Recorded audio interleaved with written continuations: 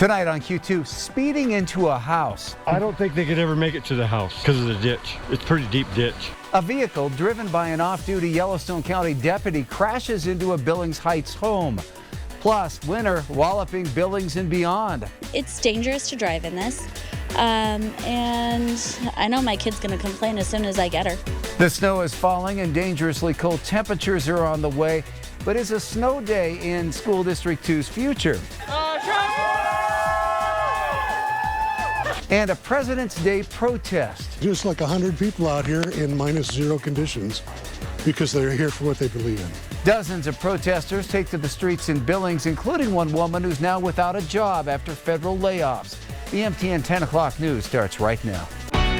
From Montana's news leader, this is the MTN 10 o'clock news. Well, good evening and thanks for joining us on this Monday night. I'm Russ Riesinger. New at 10, an off-duty Yellowstone County Sheriff's deputy is hospitalized after driving his vehicle right into a home in the Billings Heights. That deputy allegedly fled the scene before he was rushed to the hospital. Our David J. has more on what we know tonight and the many questions that are still unanswered. It's not clear exactly what happened here, but one of the neighbors says on Hawthorne, it does get a little rough in the wintertime with people going through the intersection, but you can see damage to that house.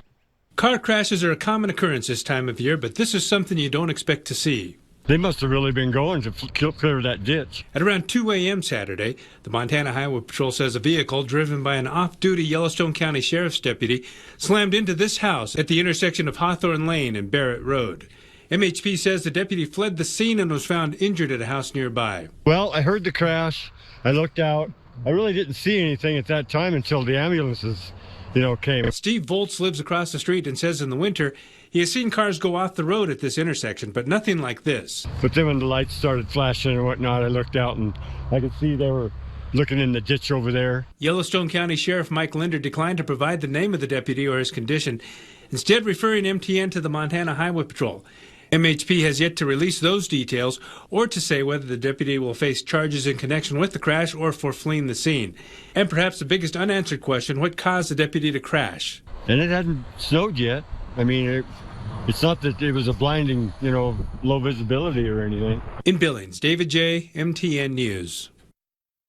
The man charged with hitting a school bus last Thursday afternoon with 2 children on board has been identified as 40-year-old Gregory Biggs.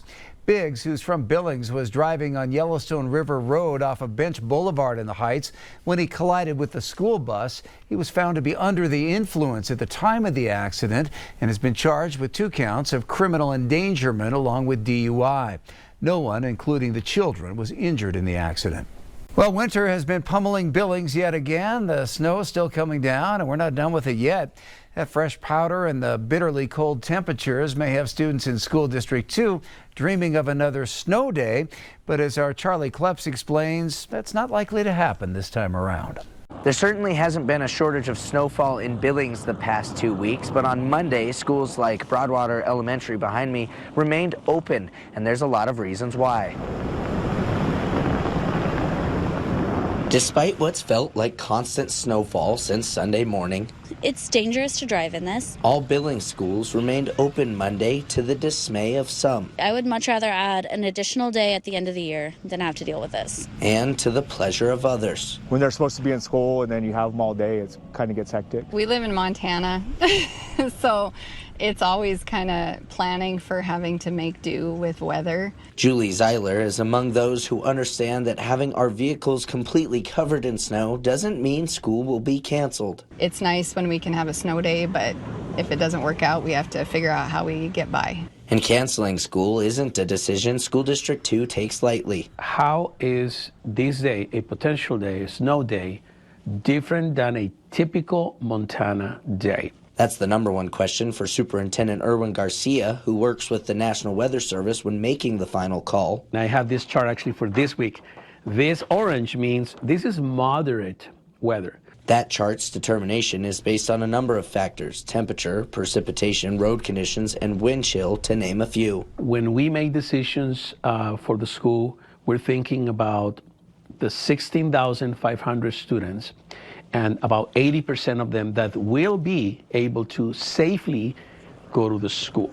Garcia says the call is ideally made at 9 p.m. the night before to give families the opportunity to plan, but admits that isn't always the case. We want to make sure that your child is safe, number one, but at the same time, we want to maintain our commitment to educate, inspire, and empower our students. And that's why Garcia says school should be on all week this week unless something drastically changes. People are going to have opinions no matter what, so it comes down to safety. In Billings, Charlie Kleps, MTN News.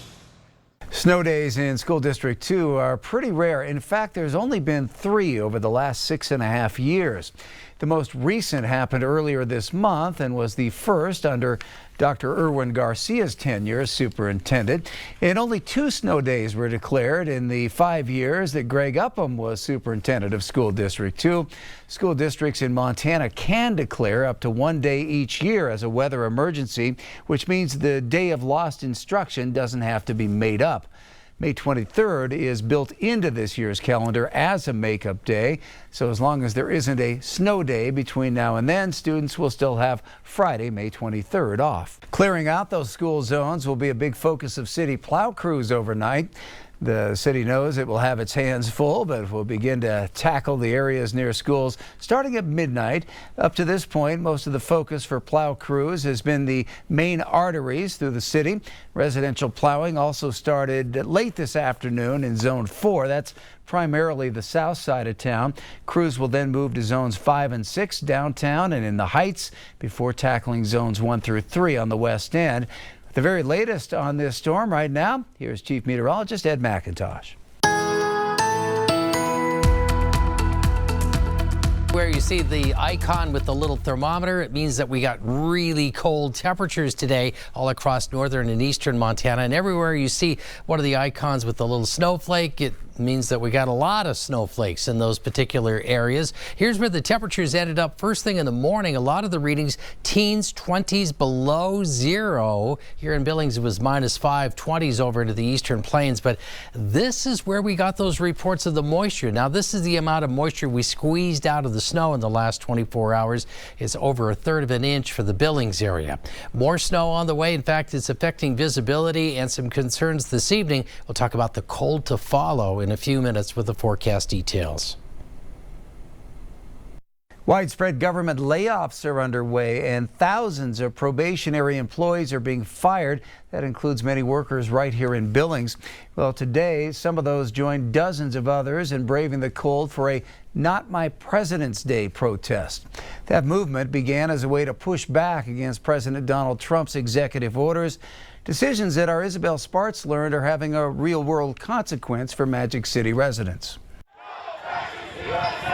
On Monday, dozens of protesters braved the cold outside City Hall. There's like 100 people out here in -0 conditions. All to send a message, not about the weather, but about something that's left many heated. It's a protest of how our country is being run and by whom right now. The display organized by United Billings was a part of a national Not My President's Day movement, with events held in all 50 states to protest policies that President Donald Trump and the newly created Department of Government Efficiency have enacted.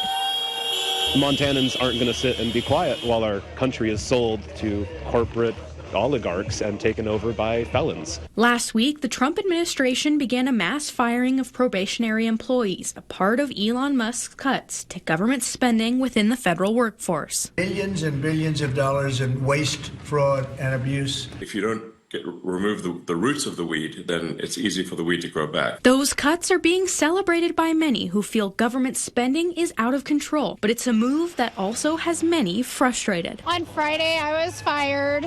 Then we had to sign a paper saying that our performance was poor, which was not true. Mary Broach worked as an administrative assistant for the Bureau of Reclamation in Billings for several months before she and several others were blindsided by Friday's terminations. In the past, Trump had supported our mission and actually increased funding in his first term, so it was just shocking.